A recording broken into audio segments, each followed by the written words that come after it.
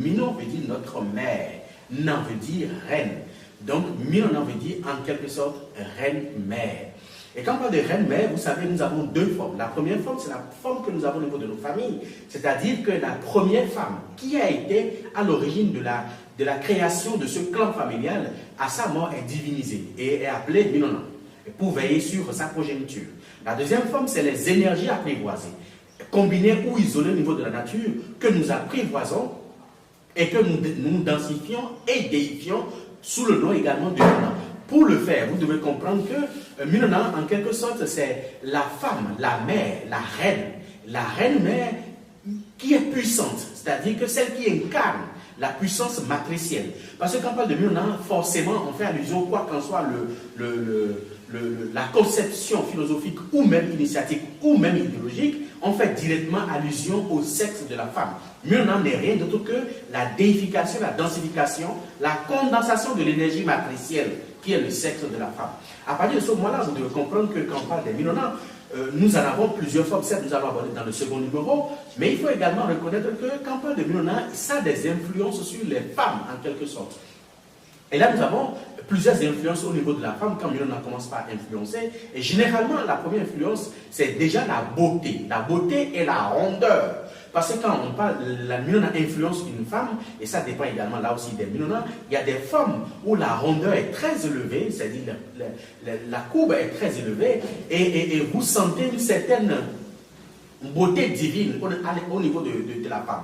Mais également, il faut aussi dire que quand elles commencent par influencer, c'est des femmes qui ne sont pas statiques, c'est des femmes qui ne sont pas fixes en quelque sorte. C'est des femmes, compte tenu soit de leur beauté ou soit des événements liés aux vicissitudes de la vie, sont amenées à avoir plusieurs partenaires, c'est-à-dire à subir l'instabilité en quelque sorte. Et c'est parce qu'elles ne sont pas en harmonie avec l'entité qu'elles incarnent. C'est pour ça qu'elle subit cette instabilité-là au niveau sentimental, au niveau de l'homme en quelque sorte. Mais il faut également reconnaître qu'il y a aussi la consommation de certains aliments qui sont très incompatibles à l'énergie que dégage Minona en quelque sorte. C'est une énergie d'autorité, c'est une énergie de prestige, c'est une énergie d'élévation matérielle et financière. Et il y a le premier handicap à ce niveau, c'est la moutade. Qu'elle soit locale ou même importée, celle qui incarne ou qui véhicule et dégage l'énergie de Minona ne doit pas consommer la moutade là, qu'elle soit importée ou locale, pour que cela n'ait pas d'impact surtout sur sa vie sentimentale. Mais c'est également des femmes qui sont amenées à incarner beaucoup de force à la fois, mais également beaucoup de charges. C'est-à-dire que, même si, malgré qu'elles soient femmes, en quelque sorte, elles représentent un pilier central au niveau de leur famille. De sorte que toutes les charges de la famille reposent sur leur épaule. Et à partir de ce moment-là, les moyens pour véritablement assurer et assumer cette charge ne leur manquent pas, malgré tout.